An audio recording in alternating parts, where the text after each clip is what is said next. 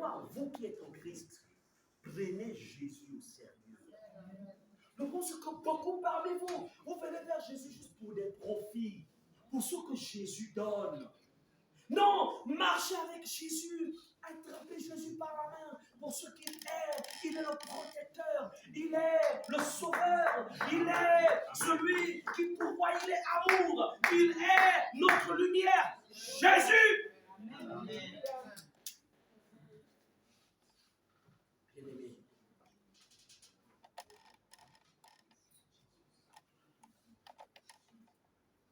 dans cet endroit où j'étais, où nous étions, à le moment où je disais à mes mamans, restez assise là-bas, moi je vais partir là.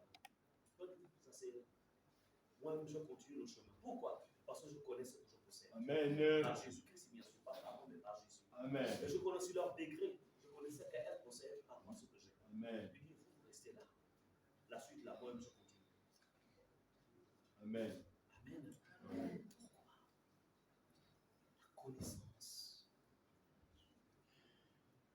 La connaissance.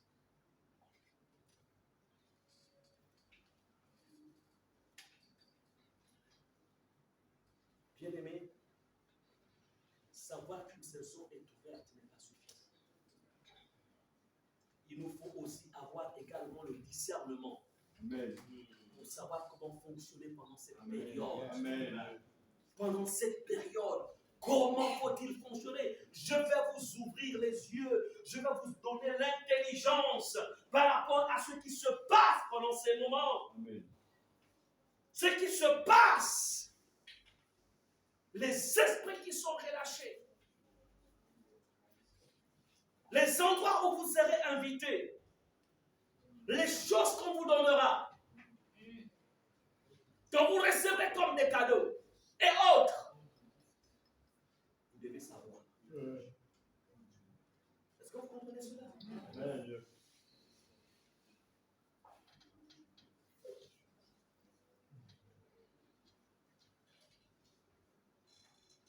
Mais retenez cependant que nous sommes dans une saison, répète encore une fois, où il y a des puissances qui ont été révélées.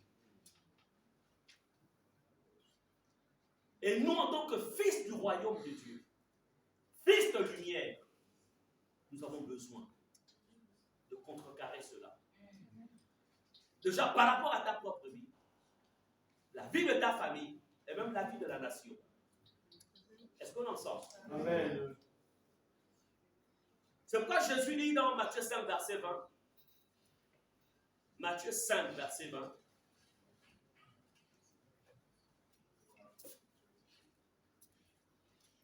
Je lis la parole de Dieu dans Matthieu 5, verset 20. Car je vous le dis, si votre justice ne surpasse celle des scribes et des pharisiens, vous n'entrerez point dans le royaume des cieux. Amen. Amen. Si votre justice ne surpasse celle des scribes et des pharisiens, si votre connaissance ne surpasse celle des scribes et des pharisiens, vous n'entrerez point dans le royaume des cieux. Comme vous dire, vous ne verrez pas le règne de Dieu s'accomplir en vous. Si votre connaissance des saisons ne surpasse celle de l'homme naturel, si votre connaissance.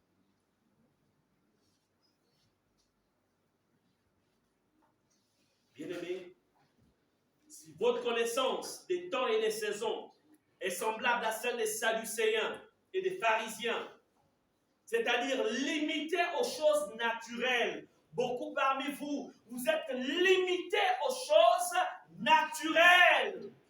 Vous êtes limités à ce que vous voyez, ce que vos yeux vous présentent, ce qui est une erreur. Est-ce que vous comprenez cela? Amen. Est-ce que vous savez que vous pouvez avoir 10 millions de francs et dire avec ces 10 millions, je vais me bâtir un bon studio que je mettrai en location et au moins ça va me rapporter de l'argent. N'est-ce pas là un bon plan? N'est-ce pas là un bon programme? Mais la question, oui, tu as les 10 millions physiques, mais est-ce que tu as les 10 millions dans sa dimension spirituelle? Comme les gens disent, je ne comprends pas. Vous savez, il y a des termes là, cette personne a des poches trouées. Non, j'ai entendu cette expression. Mais est-ce qu'on parle des poches physiques? Vraiment la poche physique est trouée? Non. La personne peut avoir 3 millions, mais ça s'envole comme. Mais tu as fait la tontine là, c'était pour bâtir quand même une petite bicoque. Mais souvent, je reçois les 3 millions que tous les problèmes se manifestent.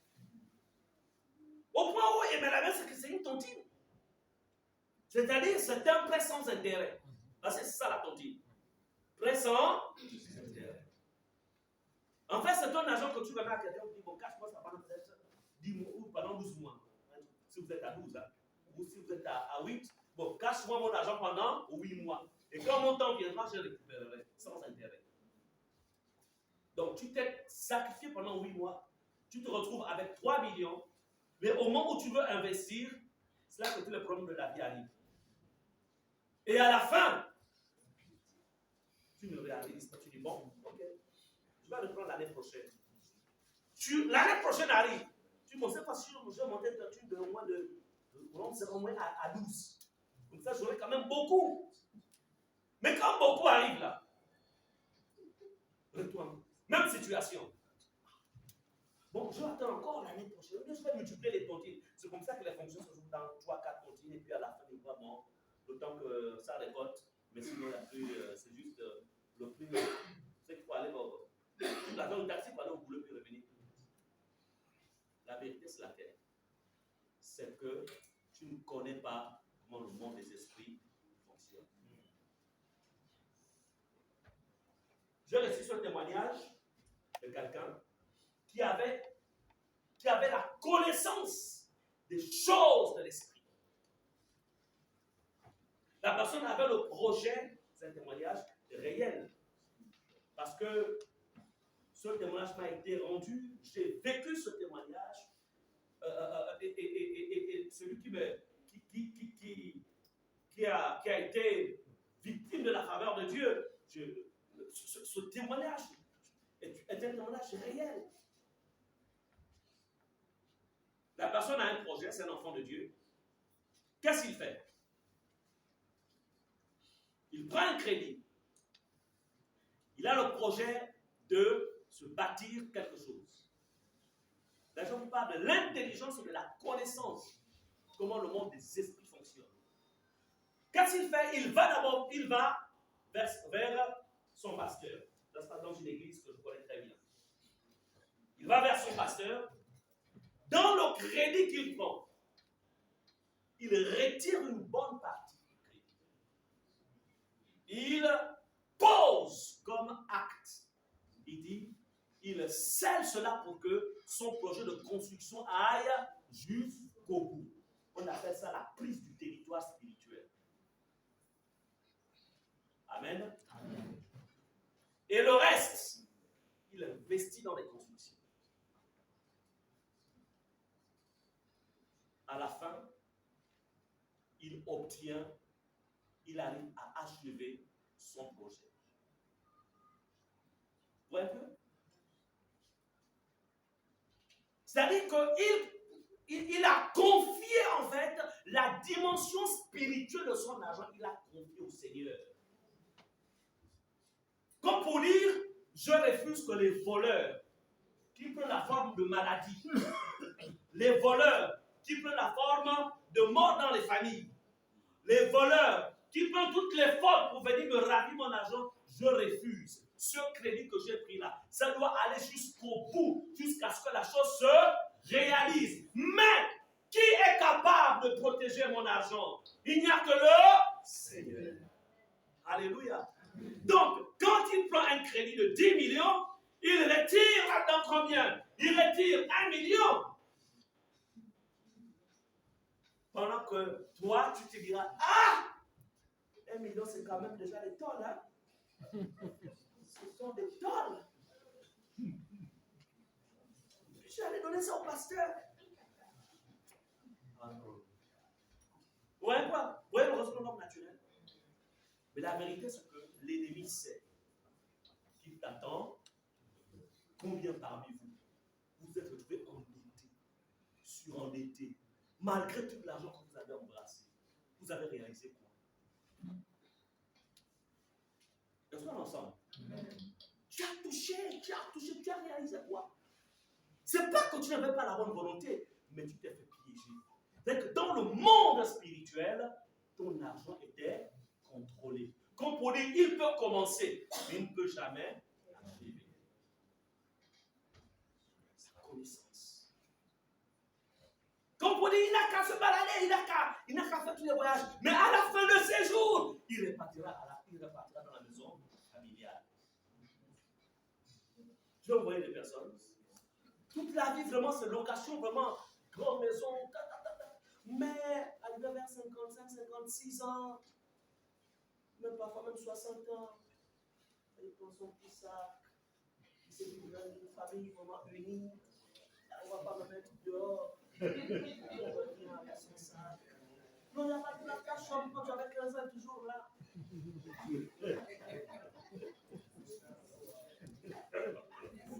Non, dis au nom de Jésus. Au nom de Jésus.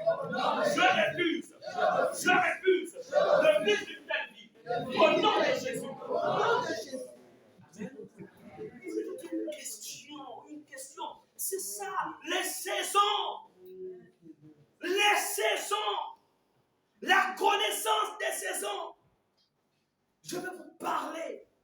Je vais vous enseigner sur le concept, sur le principe des prémices. Le concept, le principe des prémices. Vous savez pourquoi le diable gagne? Parce que beaucoup parmi vous, vous êtes encore, en fait, vous adorez encore maman. Vous pensez que ce sont vos efforts qui peuvent vous aider à parvenir. Non.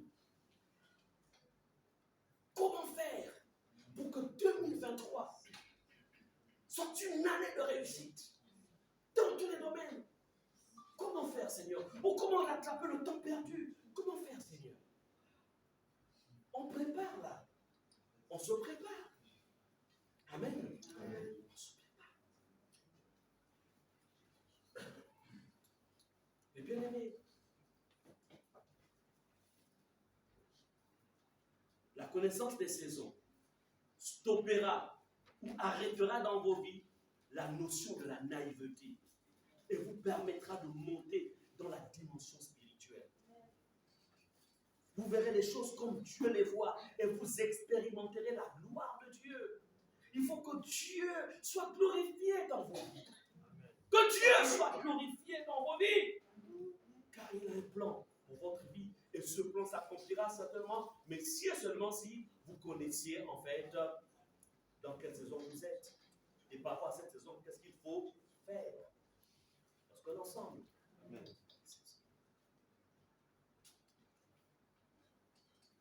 Le Seigneur soupire après la révélation des fils de Dieu. Je dirais le monde soupire après la révélation des fils de Dieu. Dans votre milieu professionnel, dans vos foyers, dans vos familles. Il faut que ça change. Vous jeûnez, vous priez, vous vivez la sainteté. Vous êtes sérieux avec Dieu. Mais pourquoi les choses à nouveau sont bloquées? Pourquoi ça n'avance pas? Pourquoi c'est une vie de routine? Au point où certains même parfois sont découragés. Ah, pasteur, je fais tellement de travaux spirituels que je suis bien découragé. Parce que je fais travaux sur travaux. Au plus de bien, tu as fait. Bien générationnel, j'ai fait. Pas le temps encore. Citez tous les noms des travaux. Hein? Des fondations, j'ai fait. Cordon médical, j'ai fait. Hein? Limitation, j'ai fait. Ah, pasteur. Destruction des hôtels. Hôtel, j'ai fait. Tout ça, j'ai fait. Pasteur Martin ne change tout pas. Je suis le même hier, aujourd'hui. On va pas quand même être éternel devant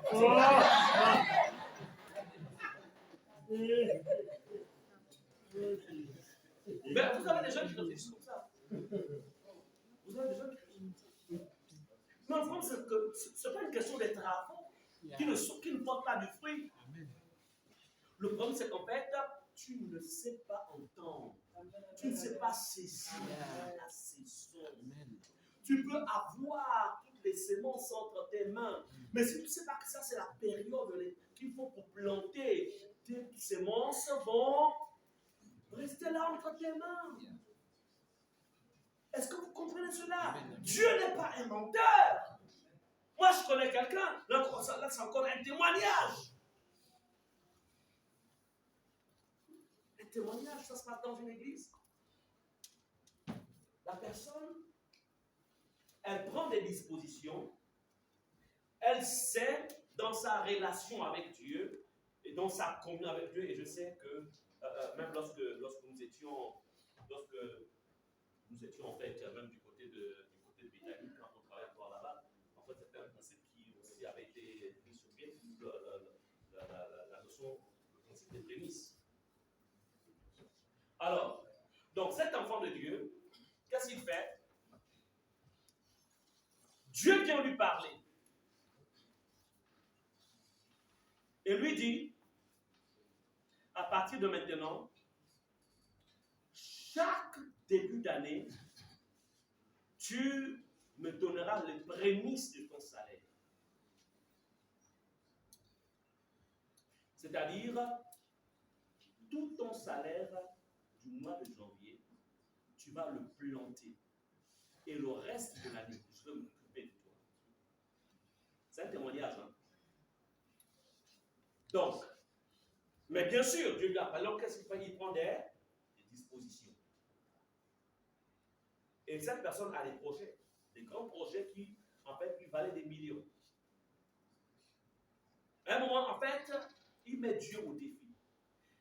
Il interroge, il appelle donc son pasteur, il dit, ah pasteur, voilà ce que j'ai entendu que le Seigneur, en fait, pendant que j'étais en prière, et par rapport au projet, au rêve que j'ai vraiment, mais j'ai entendu sur me dire que je dois, en fait, injecter les prémices de mon salaire. Amen. Et cet enfant de Dieu obéit. Je veux vous dire que ce n'est pas quelqu'un qui a 20 ans en Christ. Il n'est qu'au début de sa communion avec Dieu. Peut-être de 3 ans en Christ comme ça, ou je ne sais pas trop. Bref. Il prend, quand janvier arrive, il prend tout son salaire. Il envoie ça, en fait. Quand je vous parle, hein, je vous enseigne des principes. Donc, il ne faut pas penser que, parce qu'il y a certains qui disent, basta, tu prépares le terrain.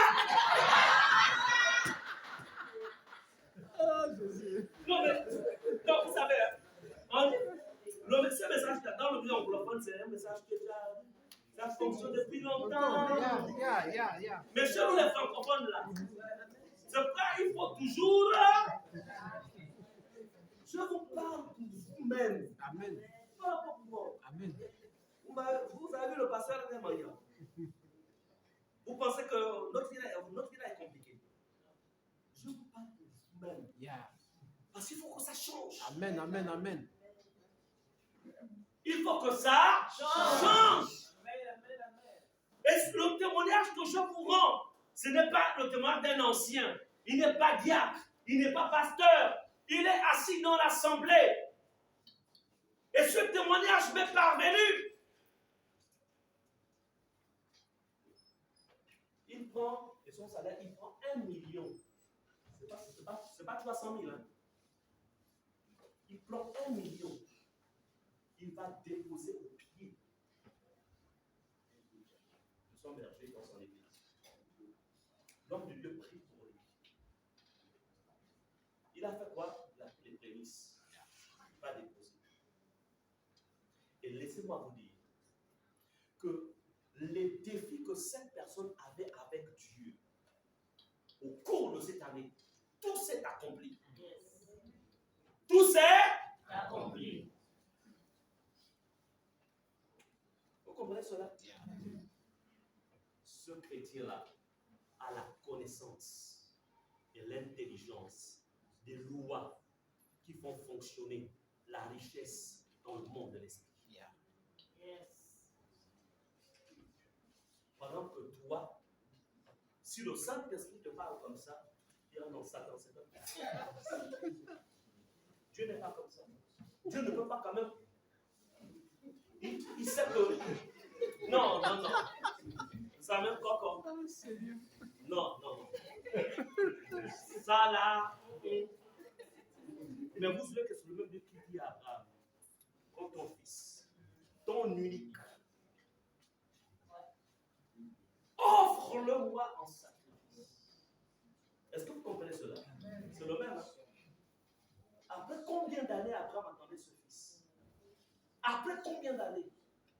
Stérile! La femme stérile. Toute une vie. Et au moment où en fait, cet enfant vient au monde, c'est-à-dire que la femme, elle a traversé la dimension de la ménopause. Parce qu'il y a quand même une dimension de ménopause où ça s'attire encore. C'est-à-dire qu'elle était dans la dimension de la quadropause. Professeur, ça existe, non? Et que tout est tombé sec. C'est là que Isaac vient au monde. Isaac est devenu adolescent. Ce n'est pas que c'est quand l'enfant avait 1 mois que Dieu lui dit offre-le-moi. Ah, Dieu! Vous savez, vous ne pouvez pas comprendre du tout. Ne mettez pas Dieu dans une boîte. C'est pourquoi il dit que soyez comme des enfants. Est-ce que vous comprenez cela? C'est-à-dire que Dieu attend que Isaac devienne adolescent. C'est-à-dire que l'enfant, le père, quand le père voit l'enfant, il dit ah, ça c'est mon héritier. Enfin. Ah, et c'est là qu'il y a Isaac. Il dit à Abraham, maintenant que tu as aimé l'enfant, l'amour est trop monté. Vraiment, c'est ta faute. Allons-y, vraiment pour elle. Et offre-le-moi. Vous comprenez cela?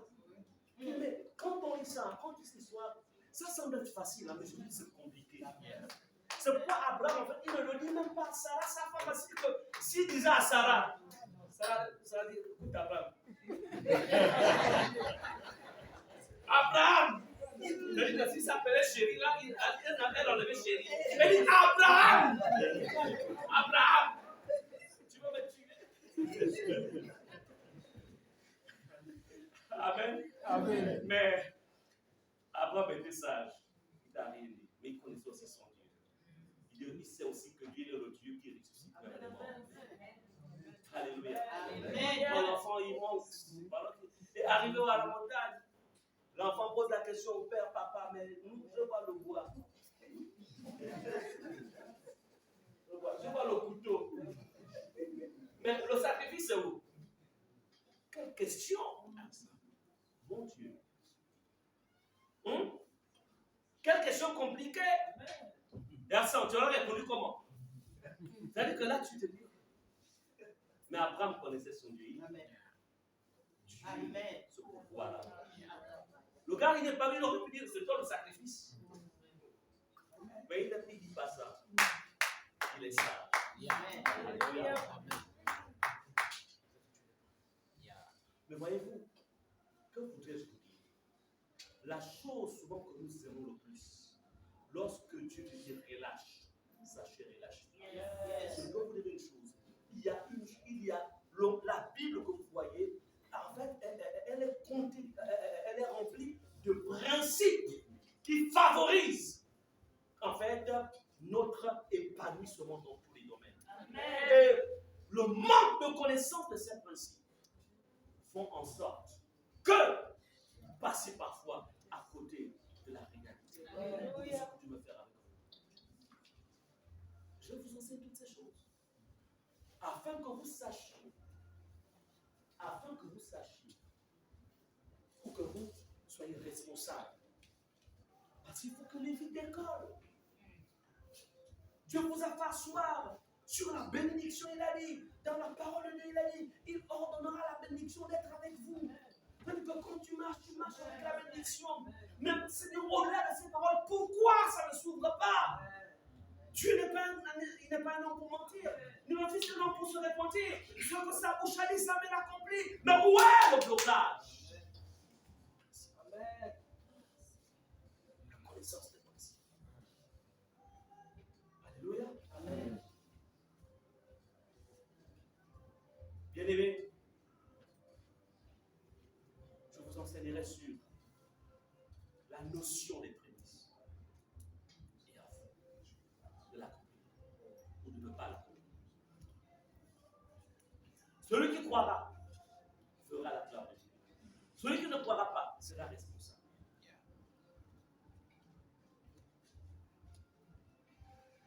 Tu as quelque chose à faire dans ton épanouissement sur le plan terrestre. Alléluia. Connaissance des saisons. Je vais vers la conclusion de mon message. Je vais relire Jérémie 8, verset 7. Même la cigogne connaît dans les cieux sa saison. La tourterelle, l'hirondelle et la grue observent le temps de leur arrivée. Mais mon peuple ne connaît pas, je dirais, ne connaît pas sa saison. Dans quelle saison sommes-nous?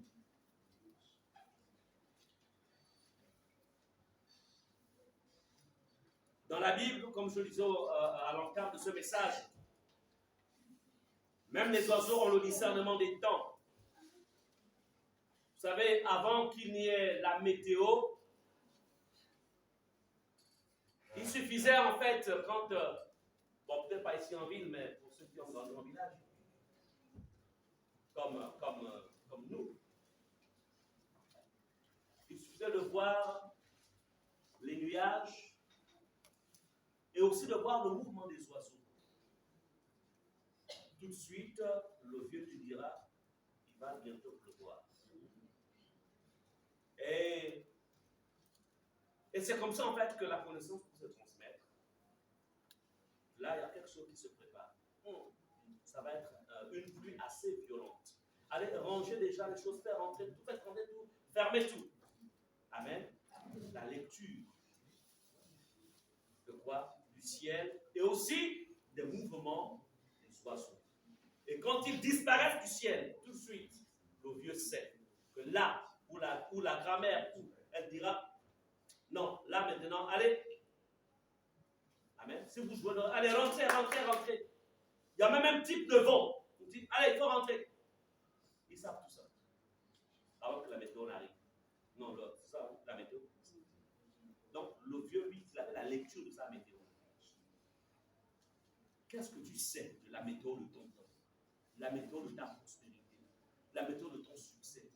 La météo de ton épanouissement spirituel, la météo de ta grandeur spirituelle, la météo, qu'est-ce que tu sais? Qu'est-ce qui prouve qu'en 2023, tu seras toujours debout? Là, tu es là en 2022, tu es là avec nous. Qu'est-ce qui prouve qu'en 2023, tu seras là? Vous pensez que c'est en vain? Vous pensez que la rétrogradation de quelqu'un, ça vient comme ça? Non. C'est un processus. Et c'est une planification qui se fait dans le monde. Toi, tu vas penser que c'est ton raisonnement. Tu penses que ce sont les situations que tu vis qui causent cela. Non! Le diable sait. Mais tu n'as pas été? Non. Est-ce que vous comprenez cela?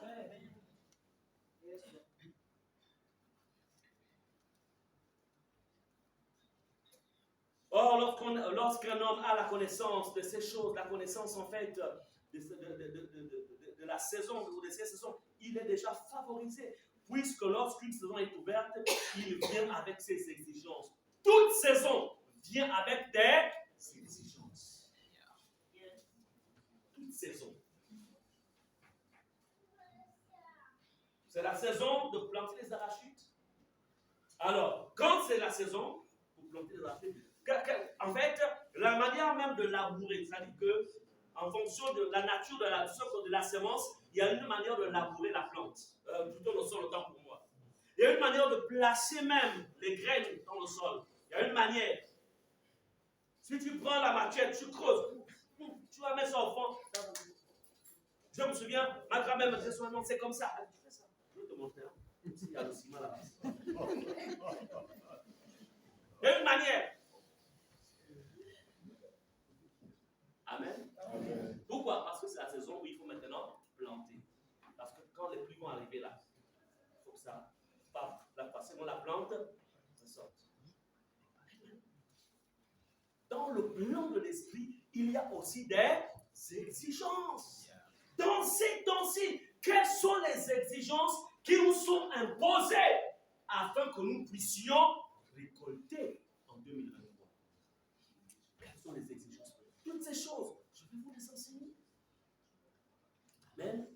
C'est pourquoi je dis souvent que la vie chrétienne ne se limite pas seulement à la louange, à lire la Bible, à danser, à prier. C'est bien, mais il faut aller au-delà. Alléluia. On doit vivre les retombées de la mort et de la résurrection de Jésus. Amen. Il y a des actes à poser. Et il y a aussi d'autres actes qu'il ne faut pas poser. Amen. Ce qui importe, par conséquent, à Dieu, c'est que son peuple arrive à une prise de conscience. Vous avez besoin de prendre conscience. Vous savez, ceux de l'autre monde là, ils ne dorment pas. Ils ne dorment pas. Mais Jésus est étonné que ses propres enfants, qui ont tout, parce que tout a été fait par Christ, pour Christ et en Christ. Ses propres enfants, malheureusement, il y a beaucoup qui n'ont pas dans ce que lui a accompli. Et il est étonné. Que dit le psaume 1, verset 3? Lis-nous ce psaume. Lis-nous à partir du verset 1. Amen. Amen.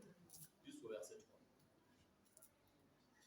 Je lis la parole de Dieu dans le psaume 1, du verset 1 au verset 3. Oui. Heureux l'homme qui ne marche pas selon le conseil des méchants, qui ne s'arrête pas sur la voie des pécheurs et qui ne s'assied pas en compagnie des moqueurs, mais qui trouve son plaisir dans la loi de l'Éternel et qui la médite jour et nuit.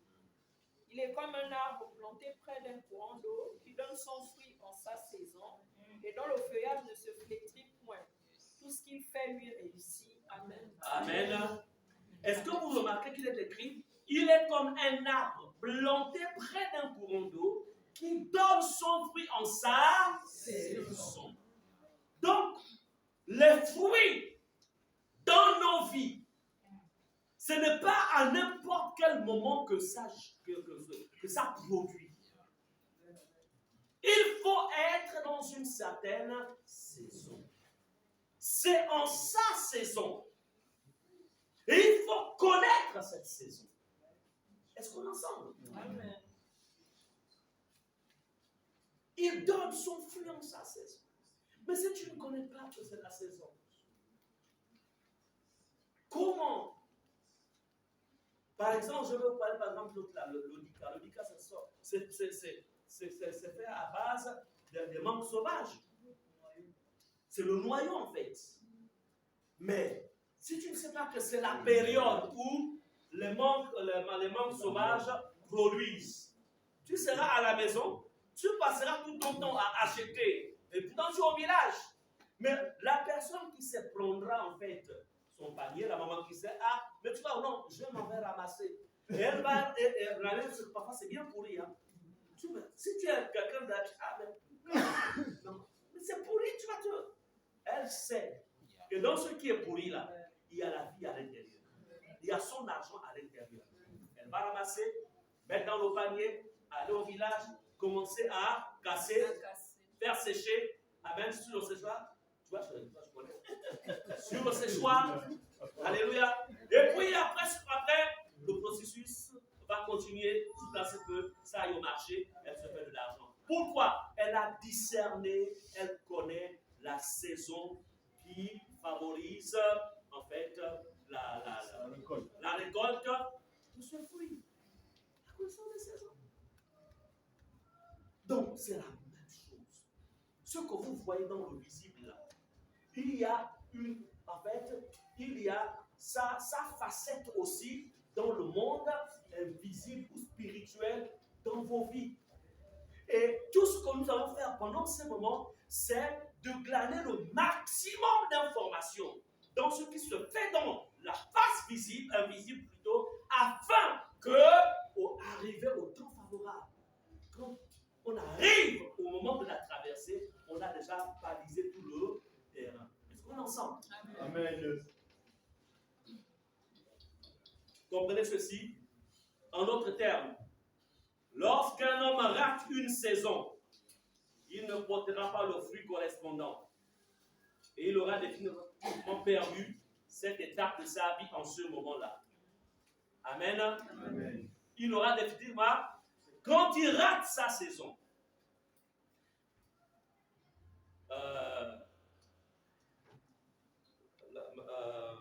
Maman Linda, lève-toi.